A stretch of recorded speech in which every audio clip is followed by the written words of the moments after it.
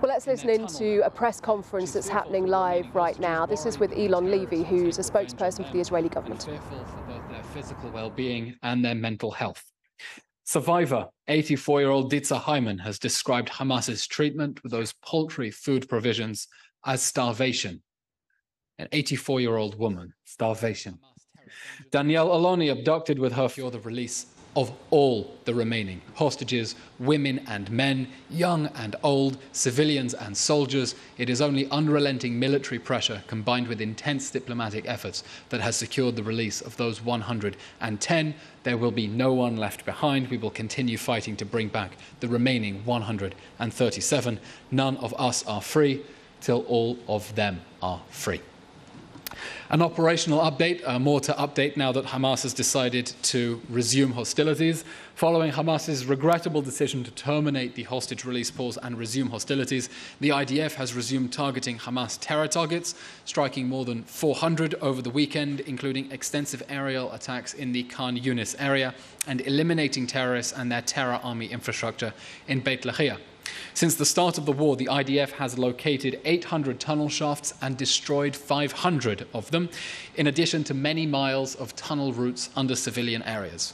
Our soldiers are finding large quantities of weapons in those shafts connected to Hamas's military assets via an extensive underground tunnel network.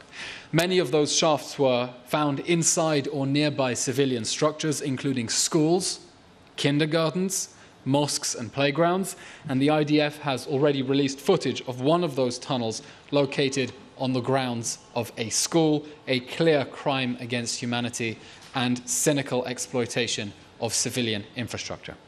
Over the weekend, the Israeli Navy has been targeting Hamas naval and military assets in the Khan Yunis Marina and Deir al-Balah area in southern Gaza. Yesterday, the IDF announced it had eliminated Hamas's Shaja'iyya battalion commander Wassam Farhat. Farhat was responsible for the killing of 6 IDF soldiers during Operation Protective Edge in 2014 and sent Hamas Nukba terrorists into kibbutz Nahal Oz and the Nahal Oz IDF post on October 7th, bearing direct responsibility for the atrocities there. He was also one of the masterminds of the Mechinat Atzmona 2002 attack, killing 5 Israeli civilians, and the anti-tank missile terror attack on a civilian bus in Nahal Oz in 2011, killing an Israeli child.